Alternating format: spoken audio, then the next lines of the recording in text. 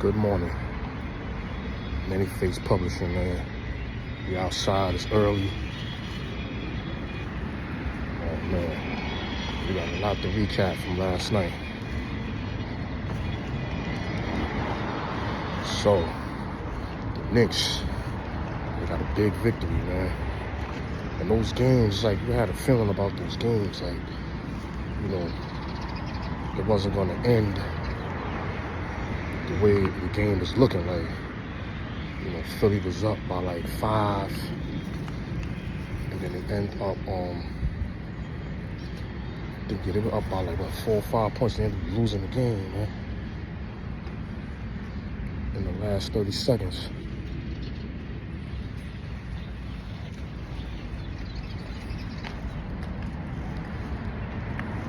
They ended up losing the game in the last 30 seconds. I think the Knicks scored 8 points in 30 seconds. That shit was crazy. And I watched the game, and I'm like, damn, what a great, the excitement at the Garden, that shit was lit, man. Like, that shit was live, and, basketball needs this, man. The fans need this, man. If you're keeping the fans happy, you're going to keep people in them seats, and, it may, there's nothing better than seeing, the Garden rocking playoff time, man. People showing up to the game, fans is into it. You got dudes seeing Stephen A. Smith out there supporting them. Front court seats, you see John Starks out there animated. You see Melo. Like, this is what we want to see. Spike Lee, like, this brings excitement to the game, man. It makes people want to watch and tune in, man. I felt sorry for Embiid, man, and Maxey. They don't got enough help out there, man. Like, and he's out there. I don't want to hear people crying and complaining. This man is out there with pretty much one leg, a surgically repaired knee, giving it all he got. And Maxey gave it all he got out there, and they just not getting the help, man. They ain't getting no real help, man. Nobody else is really stepping up on that team. And that's very unfortunate, man. Very unfortunate. I respect Embiid in his heart, man, going out there, because he could have packed it in and paused and said, yo, you know what, man, I'm going to shut it down. He shouldn't really be out there playing, and the man is out there. So this excuse, these guys crying about being hurt. You seeing the man out there playing, and he's playing for damn near 40 minutes a game, like, on one leg. You see he's hobbled. You know what I'm saying? Every time you fall, you holding your breath, man, like, damn. You know what I'm saying? You want to see the brother get hurt. So it's really, guys can, he's showing you heart, man. Now, is it smart? Probably not, but it's heart, man. It's like, come on. Then you got, that Laker game is crazy. I fell asleep on that shit. They was up 20, and then the Lakers, they were starting to make a comeback, and you could see, like, they were going to make it interesting, but the Lakers kept answering every time, and it looked like LeBron went off in the fourth. But when it counted, he missed that 3. And Jamal Murray came down and splashed that 3 on AD face. Now, a couple of things I want to say about this, man. The crying about the calls, right? Now, in the Philly game, granted, they were trying to call timeout. And yes, there was some contact. But this is what fans want to see. And this is the excitement. And this is making the playoffs exciting because, the refs are not really, even though they're still, players are complaining that the refs ain't making calls. But if they make the calls, it's damn if you do, damn if you don't with the refs. But some of those calls is kind of blatant and obvious, man. Like, if it's a blatant, obvious call, like, come on, you got to make the call. But, like, little touch fouls, you got to play through that, man. You play it on the blacktop outside, and, like, none of us is as good as NBA players, and, but, we play through contact, man. Like, unless a dude is, like, knocking you to the floor or grabbing you, we play through the contact, man. And we play from under. So, at the end of the day, nobody want to hear you crying about these no calls. You got to play through that. You know what I'm saying? Imagine them dudes playing in the 90s or in the 80s, man. You going up against the bad boy Pistons or the Indiana Pacers with Dale Davis and them brothers and them boys, man. Going up against Anthony Mason and the Knicks, man. Charles Oakley and them. Like, you know what I'm saying? Imagine going up against them teams, man. And you crying about these little touch fouls, man. Play through that, man. Like, yeah, some of them should have been called, but that's not the reason you're losing the game, man. You know what I'm saying? Like Philly, they're not getting, Embiid and Maxey is not getting no help, man. That's why you're losing the game, man. And your role players ain't showing up. The Lakers, you know, I seen Shannon Sharp yesterday crying about how the Lakers, we want to see the Lakers we want to see D'Lo. D'Lo, it's always somebody else's fault when it comes to this dude. If D'Lo show up, then the Lakers would have. So he showed up, and what happened? Then you got Anthony Davis complaining about not getting nominated for Defensive Player of the Year, and he is a great defender, and he's right. But then look what happened. You got Joker cooking you, man. Bodying you around in the post, and one of you. This dude hit a three-pointer, they win the game. You fall all into their bench, looking crazy. Like, you know what I'm saying? I see why he was tight in the post conference, but come on, nobody, you know what I mean? Like, you can't do all that crying and then go out there and let that happen. Then you was hot the whole game. I mean, the whole first half. You got 6 points in the second half. That's unacceptable. You need 48 minutes on that court. And, you know, if you had 26 at half, you should have had at least 40, man. You know what I'm saying? Like, at least 40 to 50, man. Like, come on, man. Like, you gotta, you know what I'm saying, be aggressive and demand the ball, man. You know what I'm saying? But, you know, Stat Man had to get his stats up because AD was hot, D'Lo was cooking, hit 6 threes, and then these guys probably stopped getting shots in the second half. And in the fourth quarter, when they need them, now they're not shooting the ball, they ice cold. So AD had one shot in the fourth quarter. Come on. You just gotta get touches, man. You gotta command the ball, man. You gotta play like a man out there, man. He was in the first half, and then the second half, he just, I don't know what happened, man. Like, they're not getting you the ball, like, you're not being aggressive, like, you gotta be aggressive out there, man. I'm saying, I would stop trying to let LeBron close the game, man. He's 39, he's you know what I'm saying? And it's not just his age, it's just like, you got other players, let them close the game, man. Put the ball in other guys' hands. Where was Austin Reeves? And I hate playing the blame game, but Austin Reeves, where was you? Where were you out there, man? Out your mall, all these guys, where were they? I mean, like, but we're not going to put the blame on them. Blame has to go on the leaders.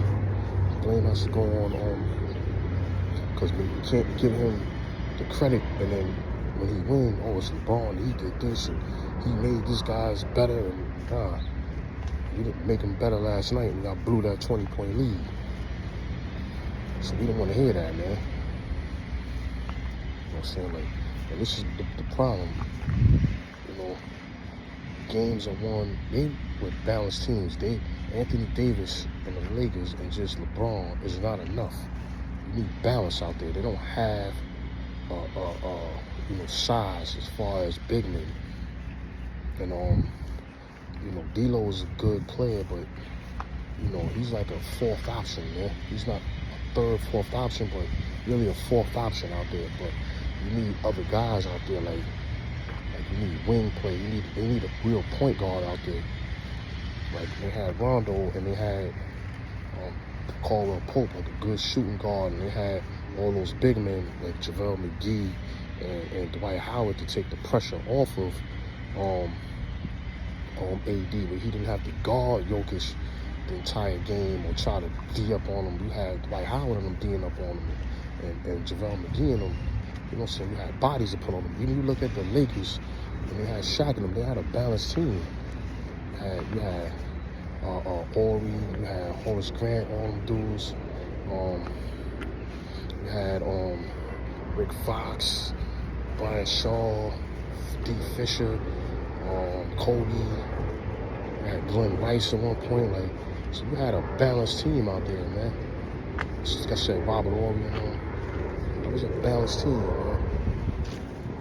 And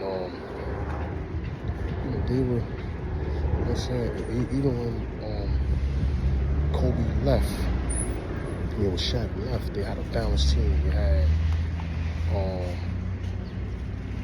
had Pau Gasol, Andrew Bynum out there. They had big men out there, like, you know what I'm saying, Lamar Odom.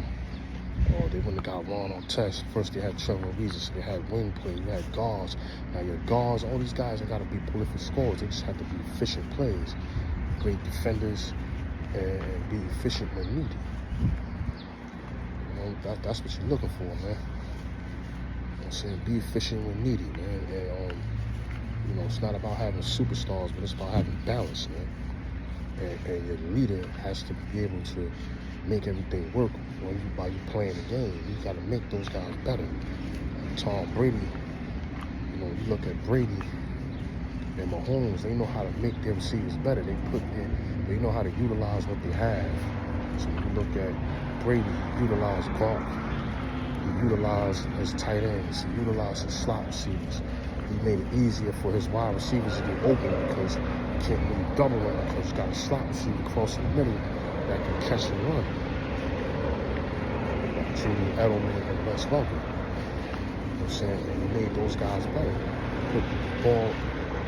put the ball in a position where they can make a play and, you know, and catch and run after the ball. He knew how to get them the ball. The same thing Patrick Mahomes. Gets the ball to Kelsey. You know, these guys are big and physical and they can catch and run and they will get the ball.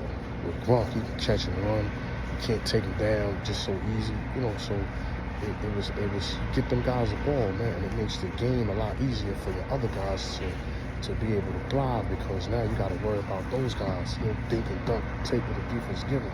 So with Mahomes, you know what I'm saying? So that's what makes these guys great. They know how to work around the guys they have and make them better, man. Same thing with Mike. He made Pippen better. He made those guys, B.J. Armstrong, around them guys better by taking pressure off of them and getting them the ball in a position where they can score and make easy baskets, man. Wide open threes, things like that. LeBron does it, but you often take guys out of the game. You're going after big names and guys that need the ball to be effective. And you're taking the ball out of your hands and making them spot up shooters. And that's not good. And that doesn't, you know, you can't do that, man. You know, and this is why it's hard to watch and listen to these guys. They just put him past guys like Bird and Jordan. And you hear Stephen A. say, hey, man,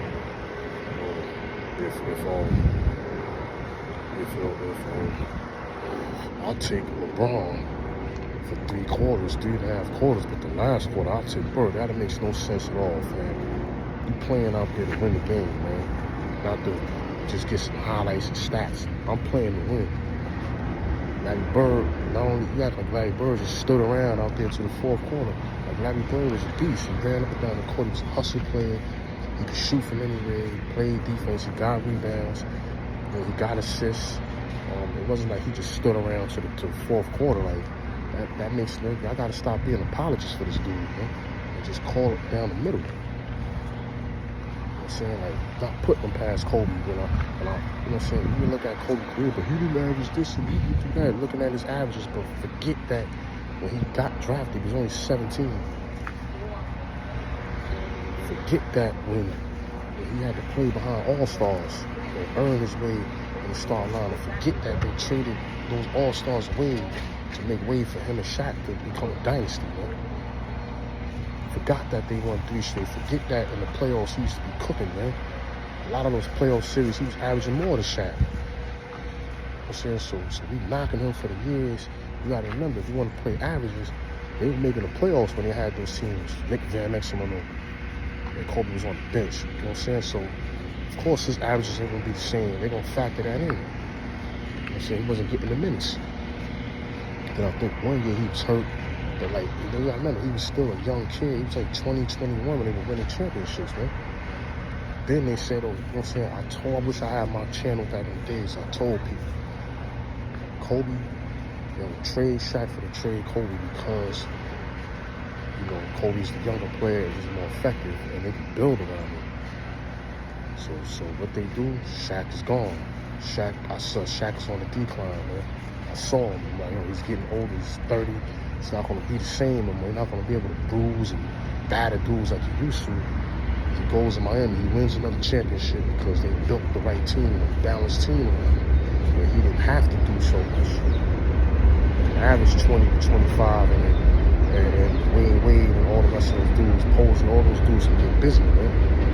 Haslam and them. That's how they won, man. You know what I'm saying? Like, so I mean, like,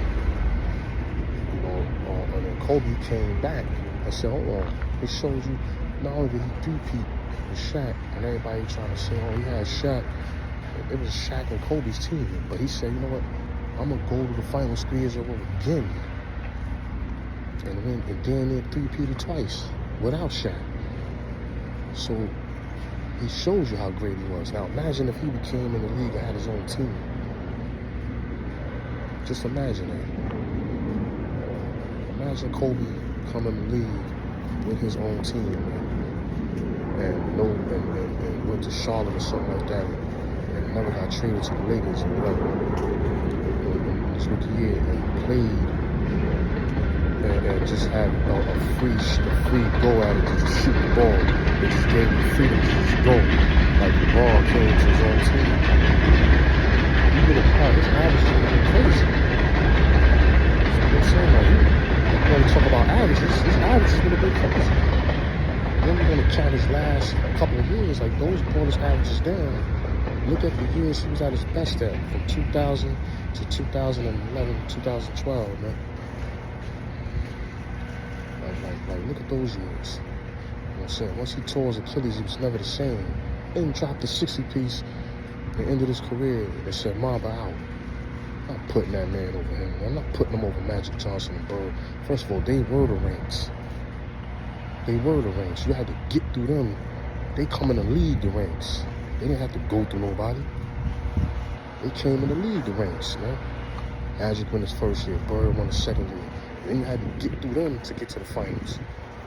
It wasn't though they had to beat them. Nah, they were the ranks. You didn't even hear about a team in the West like that when Magic and them was playing in the West, man. They was cooking dudes. They was getting dudes out of here, man. It wasn't competitive, man. When Bird and them dominated the East, man. He had to go. He had to go through Atlanta, go through the Pistons, go through Philly and them. That's what I mean. But they had to go through him. I mean, they had to go through him. Like, the Celtics was a team to beat in the '80s. The Lakers were a team to beat in the '80s. They were the ranks. Nobody else ever in the league come in the league in rookie year and just dominate and do what Magic did, man. Win the finals MVP and all that. Play center. Then you know what I'm saying? We dropped 40 on them. Nobody's doing that, man. Turn this team around. Getting them out of the first round. They never was getting out the first round with Kobe, man. Talking about how great he was. He was great, but they wasn't getting out the first round. You ain't gonna hear that shit, man. Like, so I don't want to hear none of that, man. Putting nobody over them guys, man. You know what I'm saying? Like, you know what I'm saying? Like Kobe, you had Jordan. Jordan earned his right to call himself the GOAT. He don't even call himself that, but he earned it, man. That man earned it. That man, went out there and dominated the league once he got his chance, man. Nobody dominated and shut the league down like Mike did. You know what I'm saying? Like 6 finals MVPs, 6 in a row. Could have won 3 straight if he didn't retire. I'm putting nobody past him, man. Like, look at the only difference with him and Kobe. Kobe had a little bit more flash in his game, but Michael Jordan was more efficient player, more of an assassin. Like Kobe was an assassin. They had the same mentality. It's just that Jordan was just slightly better, man. I'm saying more physical, I'm saying like more determined to win. Like he went out there to destroy you. That was Jordan's whole mentality. Coming out there to destroy you, man. He ain't playing around, man. That was his mentality. Oh, you think I'm gonna destroy you? Like Like Kobe, you had to like push his buttons for him to get like that. Mike just had that edge, man. That may be the difference between them two. Besides that, the game is the same. They play the same style of play. You know what I'm saying? Like I'm not putting, never disrespect those guys, man. And put anybody over those guys. Isaiah Thomas. Imagine these dudes, all that crying they doing about these calls. Imagine them playing in the 80s, man. With hand checks or playing in the 90s against, like I said, against the physical teams. They wouldn't last. And this is what we're talking about. The rest letting them play, now you crying for calls. Play through it. Now they call, or when it's you, and you on the other end of it, you're going to say, oh, it's a bad call. Same thing Patrick Mahomes said, oh, you didn't have to call that. But when it's him, it's celebrated. Like, come on, man. You don't want to hear that, man. You don't want to hear that. The Lakers lost 10 straight to the dudes, man. You know what I'm saying? And that's because they don't finish games, man. You know what I'm saying? This is what happens when you don't have balance on your team, man. Trying to rely on a 39-year-old man to finish the game. Stop letting him try to take the ball out of everybody's hand and give the ball to the guys that can make plays. They don't have a playmaker out there. D'Lo is a playmaker, but he's not really trusted in those minutes. I see why, but you know, they give LeBron the ball. He wants to take over the game and do everything out there, man. But I feel like, you know, you gotta let other guys like they don't have that other go-to guy out there. And that's what's hurting the Lakers, man. But the thing is, see, Denver's a bunch of dogs, man. They got a bunch of athletic players out there, and then got a great center who had a quiet triple-double. And they just know how to win, man. You know what I'm saying? They know how to turn it on when it's time to turn it on, man. The Lakers, they don't. I don't see them really winning more than one game in the series. They may win game 3 just out of momentum, but if they lose game 3, they're gonna get swept, man. Joel Embiid and the 76ers, this is probably gonna be a long series, a 6-game series, maybe 7. They're gonna play good at home. The role players play good at home, so you know they gotta get some help, man. And we'll see what happens these games today. I also want to talk about, real quick, this Devin Haney and this weight shit, man. This shit that got in there, man. He's not even complaining. It's the fans. Like, that man signed a contract, he took the money, and he got in there. And yeah, Ryan, he should, you know what I'm saying, get called out for not making the weight and not trying to. But, you know, that's on Haney and his team. They went in there and they still fought like warriors, man. So, you know, at the end of the day, yeah, he didn't make weight. He purposely didn't make weight. He said, I wanted to be stronger. You know, but, you know, these guys have rivalries. You gotta understand. These guys have been talking shit to each other for years, man. Haney, Davis, you gotta make these fights happen. So the opportunity to make these fights, they gotta make them. So he didn't make the weight. He paid the penalty. He still fought. It was Haney's strategy that caused him to fight. You were reckless with your punches. As far as, like, you know, when you were coming in on the attacks, Ryan was baiting you to come in, and you fell for it, man. You should have boxed and fed into the macho game and came at him. And first round, he clipped you. Of course, you're sleeping, man. Clipped you, man. If you can't take punches in the sport, you're not gonna last very long, man. Because you can't have a chandelier chin. You're gonna end up like Amir Khan, man. He was a great fighter, but his chin couldn't hold up, man. And that's what's gonna happen to Haney. You're gonna get in there with more punches, man. You're going up in these big weight divisions, and you're not gonna be able to bully these guys no more and be the bigger man. And these guys be punched and hit hard, man. Matias, you know what I'm saying? Like, I don't want to see him, you know, get in there and get hurt, man. Like, I'm not saying his career is over because he finished the fight like a warrior, but he went down 3 times. The blueprint is out. You don't block the left hook. was open for that left hook the whole night, and it was just there. He kept hitting me with it. That was his only weapon, and you allowed him to hit you with it. You know what I'm saying? Like, you weren't defensively responsible.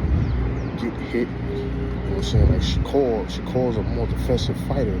He won't get hit with a lot of those shots, but I still don't see him beating a lot of heavy punches either. Punches that, especially guys that will come forward and put pressure on him. You know what I'm saying? Because he's a very light puncher, but he still can control a fight with his jab. You know what I'm saying? And then Haney could have controlled that fight just with his jab alone and forcing Ryan to come in, but he did the opposite, being macho. So his ego kind of cost him that fight. You know what I'm saying? Like, so I don't think that his career is over. He's still young, but he's got to make some adjustments, man. And I would take a tune-up fight or two and get some confidence back, man. And let's see him get back in. But we got to stop blaming the weight, man. Yeah, they both were heavy and shit like that, but all of that's supposed to be done in the contract. If the weight was that important, they shouldn't have fought. So allow that man to do that. So he paid his price, he paid the money, and he still fought. You know, you can't make the excuse, man. Shouldn't have got in there, man. But the last point I want to make is the point about I was watching these Yankees and how quick these referees and how they assert themselves in these games, man. Like, something's got to be done about it. There's got to be some accountability to these refs that the public actually knows about, so that we feel more confident in, you know, knowing that the game is not being, you know, the refs are not making themselves bigger than the game. You don't throw out a manager who sat there and devised a game plan for his team to win a game.